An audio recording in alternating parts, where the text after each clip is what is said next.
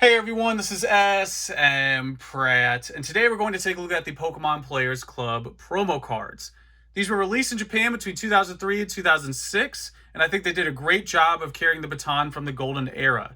They pretty much have everything you want to see in a release, a nice mixture of rarity, exclusivity, affordable cards, all the way to five-figure options. They're basically a microcosm of what the hobby's all about. So I think a good starting point for the Players Club cards are going to be the Fan Club cards. In my opinion, this is basically the beginning of Player Club promos because they have the same identity, same release style. Even the PSA labels are pretty parallel. You can see over here on the Eevee, you have 500 points. Over on the Mew, you had to earn 7,000 points. Not only do you have a power creep on the HP and attack, but also the points as well. And in my opinion, I dubbed the golden era from about 96 to 2001. You could clearly see the difference here in the backs. I would say that's pretty much the general line in the sand for where the golden era ends.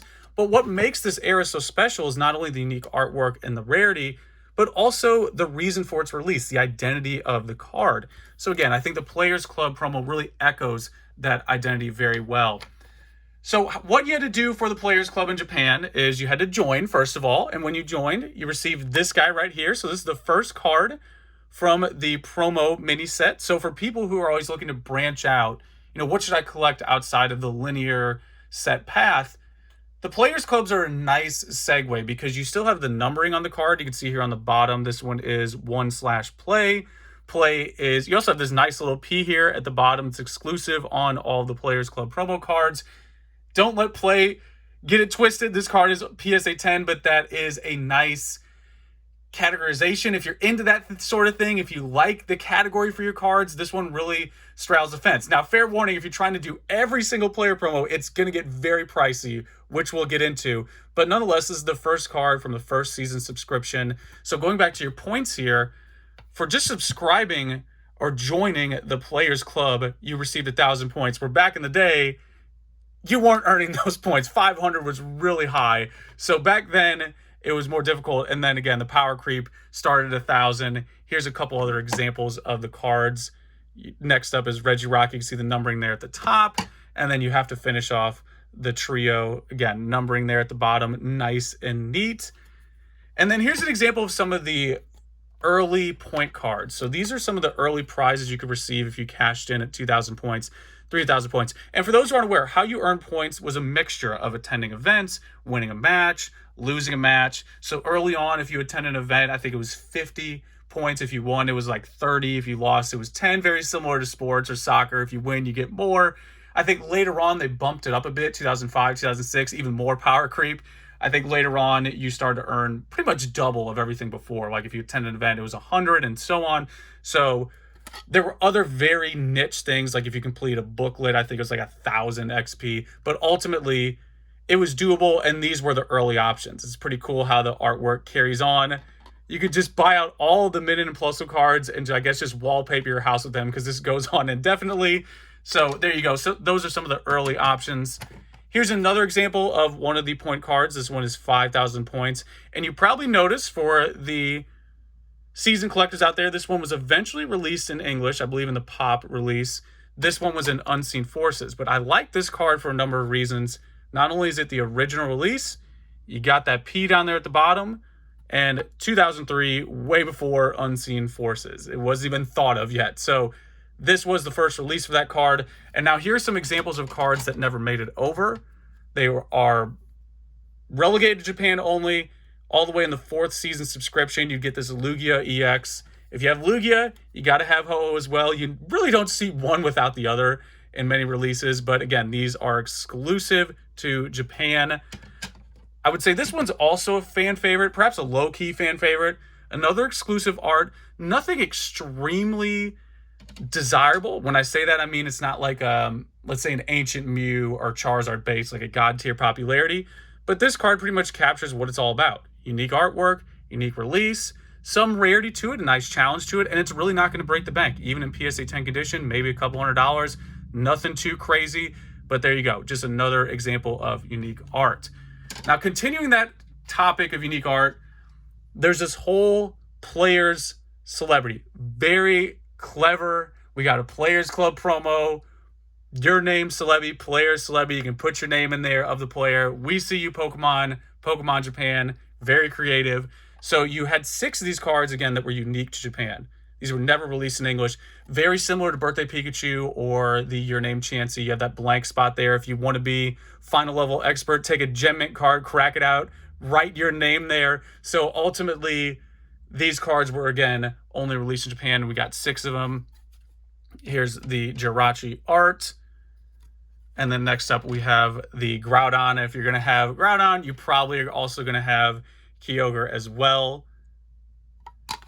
And then last but not least, if you had to say out of all of these, the top cards are probably going to be, no surprise, Rayquaza and then Mew in the back. So let me give this Mew its own spotlight. This card right here, along with this Mew, I remember seeing these before social media existed, literally before Instagram existed, before Pokemon was on YouTube. Some hardcore Mew collector made their own website. And I saw this card with this card. And I was like, what is this? I have never seen these before. So this unique art is just, to me, it was breathtaking. I mean, honestly, it's one of the first Japanese promo cards from this era that I experienced. I always just thought it was like a greenhouse. I don't know what he's doing, where he's at.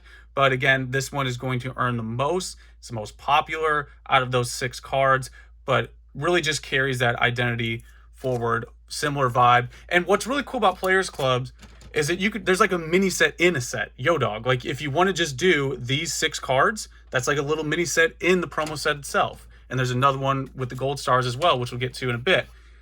But this card right here is my personal favorite. You've seen it in other videos I've talked about before. To me, it just does everything. It's got every single thing you want. This card right here is basically what the hobby is all about to me. Nice, healthy challenge, unique art, phenomenal artwork. Gives me Pokemon Snap vibes. Looks just like that Mew that you'll face in Pokemon Snap. Let's do a close-up there. Appreciate the artwork. Look at that. Look at that beauty. I know some people call it the Bubblegum Mew. It has so many nicknames because it is a popular card. Even in PSA 10 condition, definitely going to be the most expensive, but I've sold these cards as I'm making this video near mint. You know, that one in the background is PSA 7, around 400-ish, give or take. So ultimately, I still think it's very affordable for what it is. It's the highest of the EX cards, the point cards. So this is going to be the last of the EX cards that you can earn with points.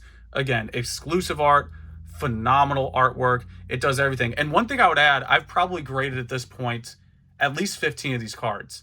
And they are not that easy to grade. You can see that one in the back is a 7. 90% of the ones I purchased were from, they're sealed, like in a cellophane wrap, indents for days. Indents for days on these. So therefore, it's got not only the natural challenge of its release, but also there's that added condition element, which again is another challenge. That's what it's all about, keeping that healthy challenge going. So there you go. That is the Mew EX card, my personal favorite. Now, last but not least, for the gold stars. So you have the full Evolution, or at least at the time, the full Evolution gold stars. Let's do a cool little flipper hand photo here.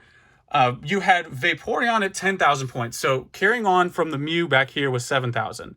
Next up was 10,000. That was the next tier, which was Vaporeon gold star.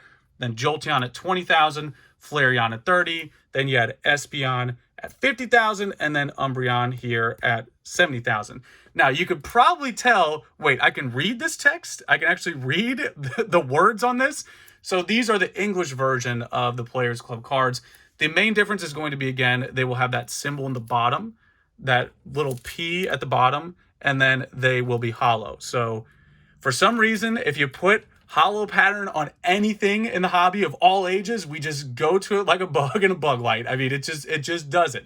So therefore, the Espeon, Umbreon carry a premium. At this point, majority of those gold stars carry their own premium, but naturally, 50,000, 70,000 is a lot of points to earn, even in the power creep of the Players Club cards. Therefore, the Umbreon is by far the most expensive, with the Espeon as a close runner-up. So it's a very unique blend. Again, if you want to do a mini set, you could do just the Evolution cards, just the Gold Star cards, if that's something you want to do. But I've got to emphasize, it's very, very difficult because of the capital. The cost to entry now is so high. Especially with a high grade. I can't even imagine the Umbreon at this point being under 10,000 because it's just so obnoxiously hard to find. I don't have a dog in the fight, but ultimately it's just such inherently the hardest card to obtain, the most difficult card to find because it's the top of the mountain. It was the most, you had to earn the most points.